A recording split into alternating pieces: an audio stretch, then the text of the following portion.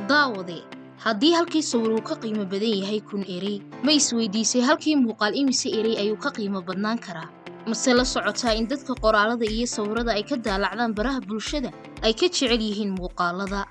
xog ururin la sameeyey January 2022 waxay tilmaamaysaa in 86% suuqgeeyayaasha caalamka uu fiidiyowga u sahlay inay ku soo xirmaan macaamiil badan halka 80% ay sheegeen in ay muuqaalada si baaxad ah uga caawiyeen kororka dakhliga shirkadahooda sida la isku raacay xayeysiinada lagu baahiyay qaab muuqaal ah waxay fariinta ka dhigtaa mid xogteeda laga dhargo iyadoo waqti kooban ku gaarsiinaysa dad badan haddaba waxay isweydiin mudan sidee ku heli kartaa fiidiyo ku gudbinaya fariimaha ganacsigaada shirkadda Times Animation oo xarunteedu tahay magaalada Muqdisho ayaa ku qabanaysa adeeggaasaan tilmaamay waxay ku sameynaysaa muuqaalo bilicsan bayaan ah aadna u qeexan iyadoo adeegsanaysa xirfad sare qalab casri ah iyo teknoolojiyad horumarsan shirkaddu waxay bixisaa adeegyo ay ka mid yihiin soo saarista muuqaalada iyadoo mas'uuliyad iska saaraysa dhisidda nuxurka muuqaalka shirkadaada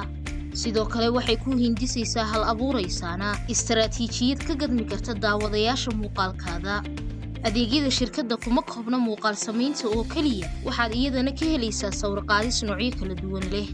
sida portraitka group ama qoys wada socda iyo kuwa u gaar ah munaasabadaha sida qalinjibinta dhalashada iyo hordhaca arooska istuudiyaheena kaliya ma ahan goob la isku sawiro waxaad ka helaysaa farshaxan naqshad iyo sharaxaad adiga ku gaar ah haddaba la soo xiriir shirkadda adigoo wacaya lambarada shaashada kaaga muuqda ama booqo xarunteena oo ku taala daarta Sudan Business Park Times adeeg tayeysan